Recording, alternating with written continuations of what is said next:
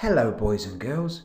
Gather round and listen to a story about how this caused this.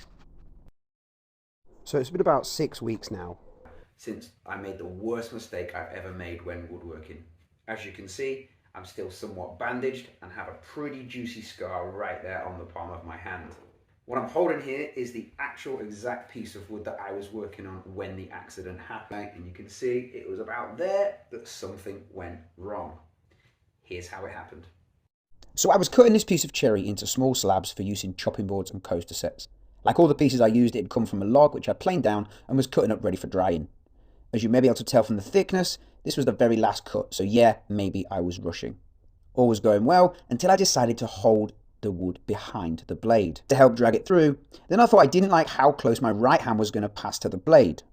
And that's when my big mistake happened. I reached for my push stick, trying to be all safety conscious. But the moment I let go, the wood snagged and my left hand was dragged into the blade. Now here's why I consider myself lucky. As my hand and wrist went over the blade, it didn't go further than the bottom of my hand. Obviously it was heading towards my wrist, which is terrifying, as severing those arteries is very serious indeed. Now you may notice there's no guide fence. I did have the guide fence whilst I was making the cut, but I just removed it so that you could get a better view of what actually happened.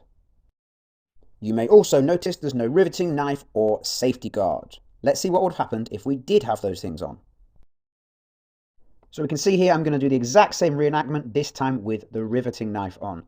I hold the wood from behind like an idiot, and as I release to get the push stick, the wood is dragged this way, but my hand this time hits the riveting knife, and because the angle is deflected upwards. Now there is always a chance with the riveting knife attached that actually my hand wraps around the riveting knife and my fingers still go in the blade.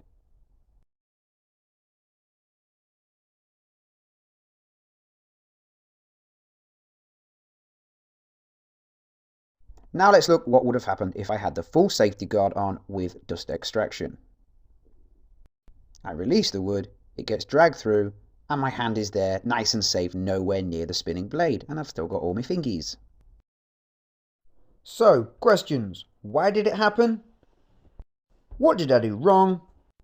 And is there anything that I could have done to avoid it happening? Okay, firstly, why did it happen? Well, the blade is spinning in this direction, meaning it's forcing your piece of work in this direction. So if it gets caught or snagged, that's the way it's going to go. So holding the piece of wood behind the blade is pretty stupid. Add to that, letting go with the other hand, which is applying pressure towards the blade in the opposite direction the way it's spinning, is even more stupid. So at this point, you're probably thinking the exact same question my wife asked me. Why, oh why, did I remove the riveting knife and safety guard? Well, while it was pretty stupid, there is a reason. So my table saw can cut up to a maximum depth of 85 millimeters.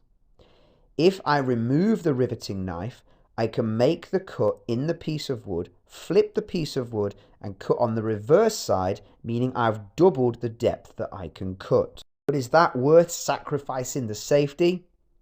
I don't think so. If you've enjoyed the story so far, please, I'd really appreciate if you'd consider giving me a like and a subscribe. All of that is going to help me make more content and maybe even upgrade to a saw stop.